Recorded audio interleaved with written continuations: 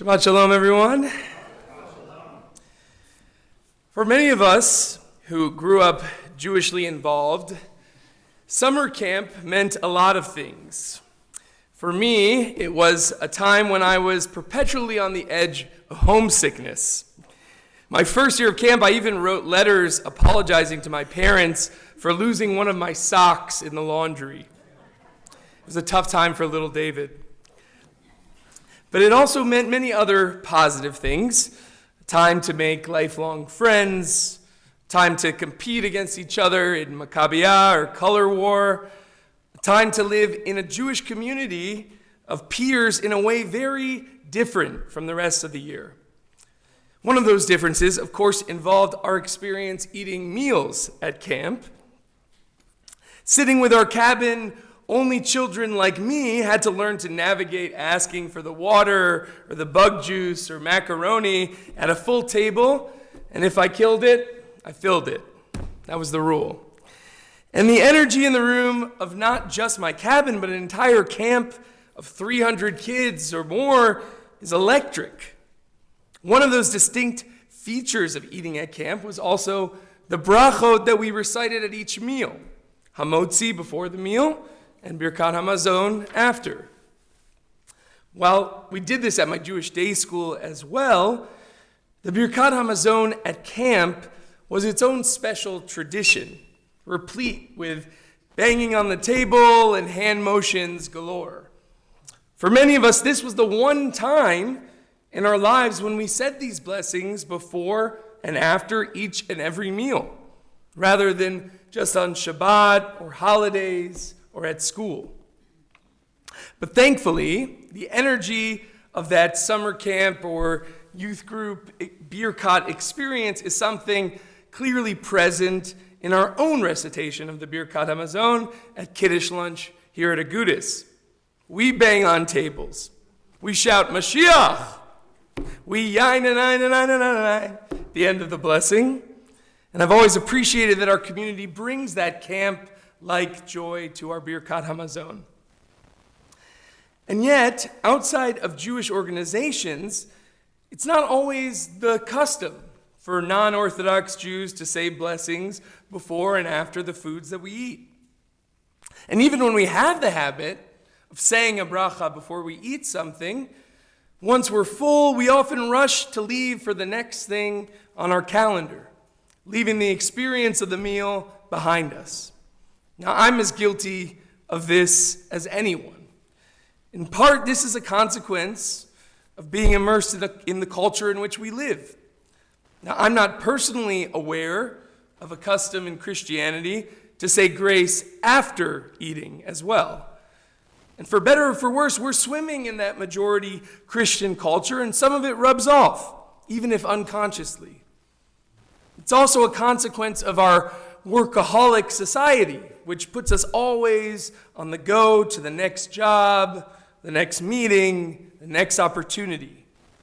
And so we often forget to thank God for that feeling of satisfaction. We don't bang on the table or sing those familiar melodies. We just head out the door back to our next event. But this Parsha, Akev, warns us about the consequences of forgetting to thank God, not just before we eat, but especially after.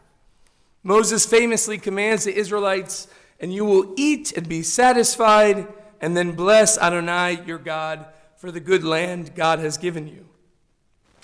Now at first, this could read not as a commandment at all, but rather Moses speaking to the natural response of people when they enjoy such plenty in the promised land. Feeling full and happy, they will automatically bless God for the gift that they've been given. However, a few verses later, Moses offers this warning.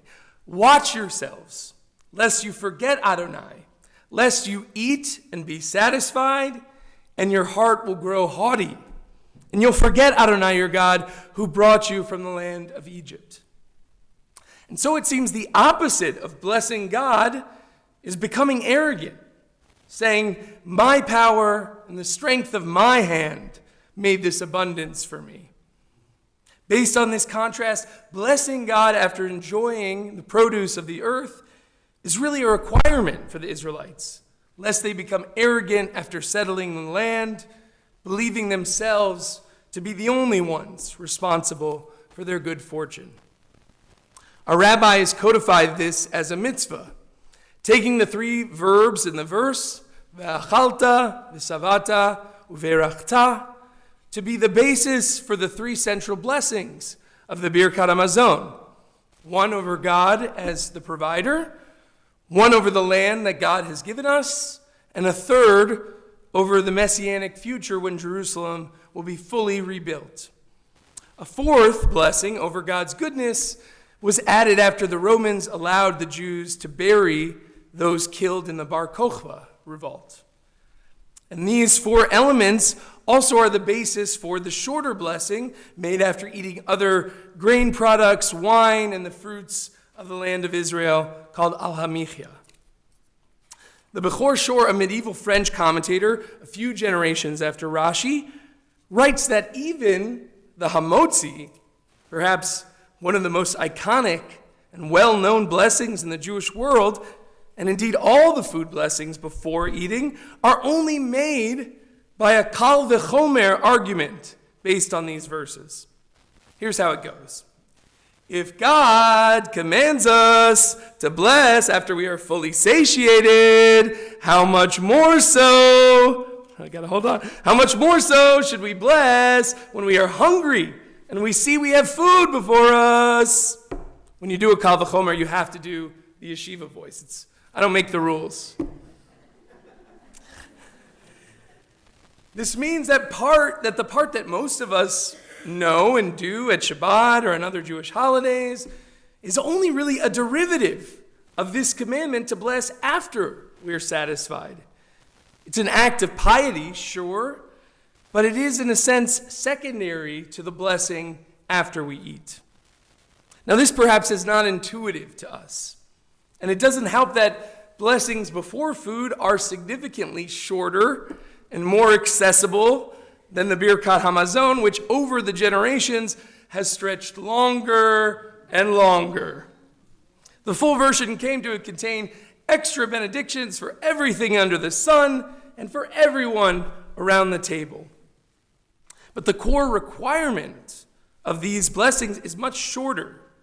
It's just the three blessing formulas. Everything before and after is commentary. And while I personally feel attached to the traditional blessings, the purpose behind them is much more important, I think, than the traditional words themselves. A person could just take a moment before finishing their meal to thank God for providing what they ate, for sustaining them, and for the gifts of life and land that they benefit from. The intention, after all, is the whole point. To remember the source of those blessings and never lead ourselves to believe that we are total masters of our surroundings. We receive blessings on loan, but the source of them is God. And so, my friends, I am not trying to guilt or shame anyone for forgetting to bench after eating. I recognize the challenge of not only remembering to do so, but wanting to, or even being able to do so, either because you never had the chance to learn the words, or you're simply running late to your next appointment. I too am not anywhere near perfect at doing this. But I want to offer this ancient technology as an opportunity to transform your sense of gratitude to God and the gifts we are so blessed to enjoy, whether it be through the traditional words or with your own words. Not only will it keep us from arrogance and complacency, but it reminds us not to take for granted that we have food to eat, to remember and help the many who do not always know where their next meal will come from. It connects us also to the land of Israel, the cradle of our people, and reminds us of a more perfect future for the land and its inhabitants. In short, it is a platform for our Jewish and spiritual growth that comes to us every day, whether or not we make it to Minyan. I offer this to you as an opening for change in this season where we look inward and seek to return to our highest potential. We are surrounded by blessings from God. This Parsha gives us another opportunity to acknowledge them. Shabbat Shalom.